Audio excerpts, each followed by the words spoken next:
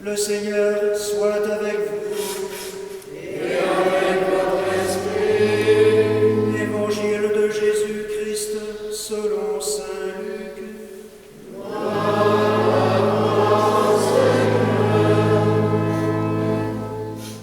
En ce temps-là, les publicains et les pécheurs venaient tous à Jésus pour l'écouter. Les pharisiens et les scribes récriminaient contre lui. Cet homme fait bon accueil aux pécheurs et il mange avec eux. Alors Jésus leur dit cette parabole. Un homme avait 2 fils. Le plus jeune dit à son père, « Père, donne-moi la part de fortune qui me revient. » Et le père leur partagea ses biens. Peu de jours après, le plus jeune rassembla tout ce qu'il avait et partit pour un pays lointain, où il dilapida sa fortune en menant une vie de désordre.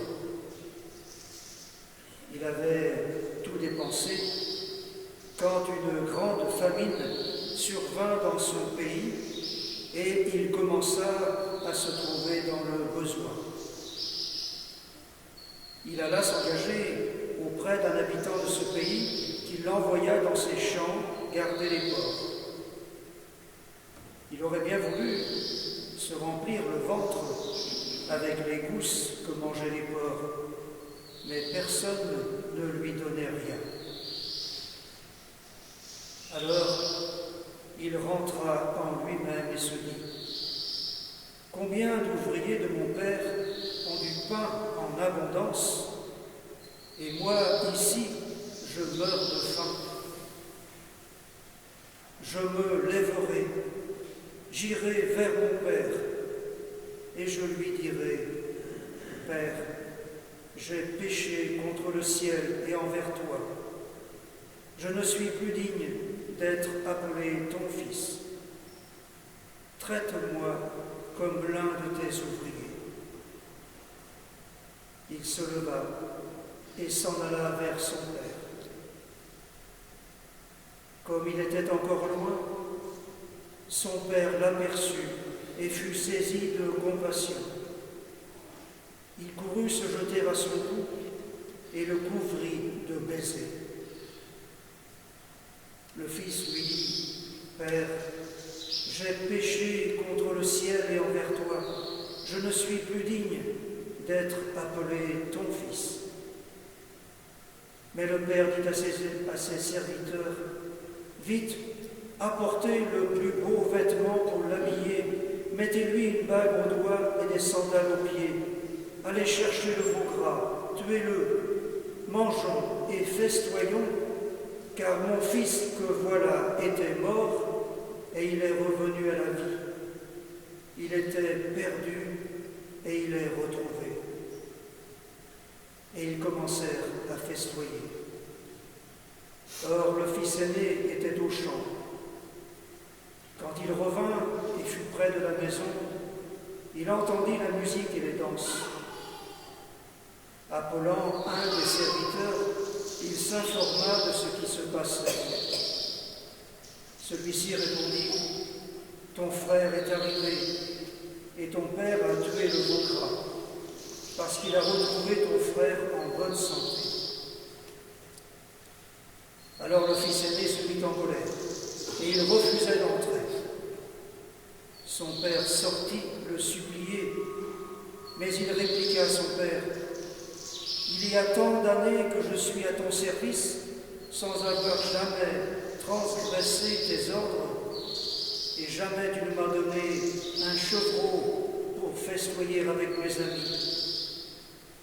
Mais quand ton fils que voilà est revenu, après avoir dévoré ton bien avec des prostituées, tu as fait tuer pour lui le veau gras. Le père répondit : Toi, mon enfant, tu es toujours avec moi, et tout ce qui est à moi est à toi. Il fallait festoyer et se réjouir, car ton frère que voilà était mort, et il est revenu à la vie. Il était perdu, et il est retrouvé. Acclamons la parole de Dieu.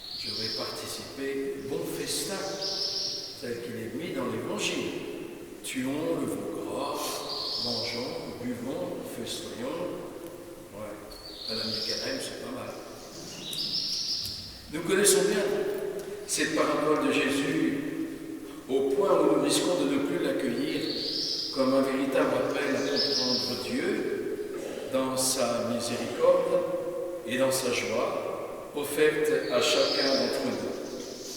Il y a plus de joie dans le ciel pour un seul pécheur qui se convertit que pour 99 justes qui n'ont pas besoin de conversion, nous dit Jésus. La première lecture veut nous entraîner, à la suite de Josué, à entrer dans la terre promise. Le temps du désert est fini. Une réalité nouvelle s'offre à ce peuple, libéré par Moïse. Le temps de l'esclavage est terminé. Il faut apprendre à vivre sur cette terre que le Seigneur donne selon la promesse. Tout est différent, et pourtant, c'est la même foi qui unit le peuple et le fortifie dans la célébration de la Pâque. Un monde ancien s'en est allé, un monde nouveau s'en vient, et la célébration de la Pâque, inscrite dans la mémoire de ces gens, vient rappeler la présence de Dieu parmi son peuple.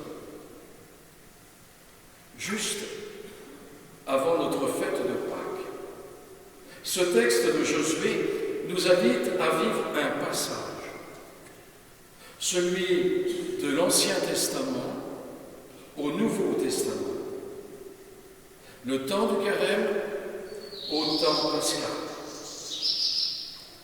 Avec la seconde lecture, Paul est dans la même ligne. En Christ, nous sommes des créatures nouvelles.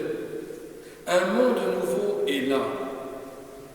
Ce qui caractérise et doit caractériser notre vie nouvelle en Christ, c'est la réconciliation, le pardon des péchés.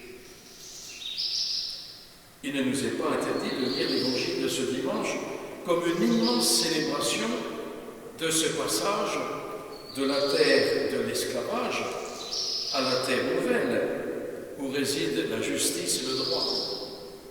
Le passage de l'être ancien, Adam, à l'être nouveau, Christ. Cette parabole est une fête de l'amour miséricordieux du Père envers son Fils. Mon Fils que voilà était mort, et il est revenu à la vie. Le passage. Il était perdu, et il est retrouvé. Le passage. Alors, combien de passages dans nos vies ont été pour nous des chemins de résurrection?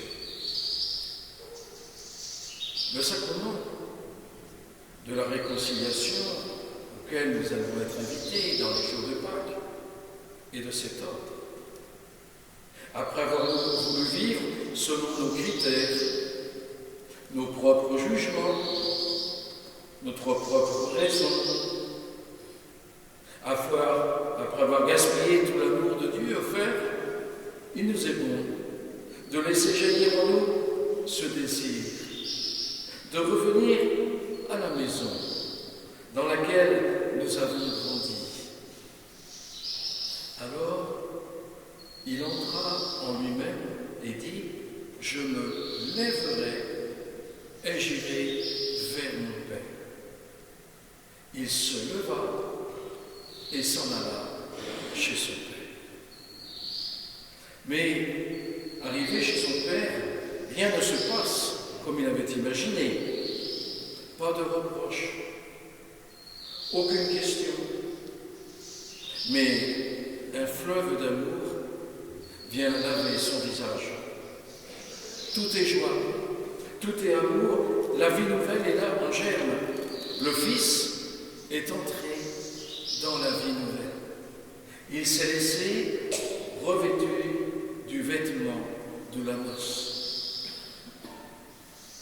Le Fils aîné est resté dans le monde ancien, en refusant de pardonner et en se laissant dominer par la jalousie. Il reste sur ses positions. Il reste enfermé sur lui-même. Il est dans l'amour. Son cœur n'est pas habité par l'amour. Son cœur ne peut comprendre l'amour. Il ne vit que pour lui-même. Son cœur ne peut comprendre la joie du Père qui se donne sans mesure à celui qui revient vers lui. Si quelqu'un Et dans le Christ, il est une créature nouvelle. Le monde ancien s'en est allé, un monde nouveau est déjà né.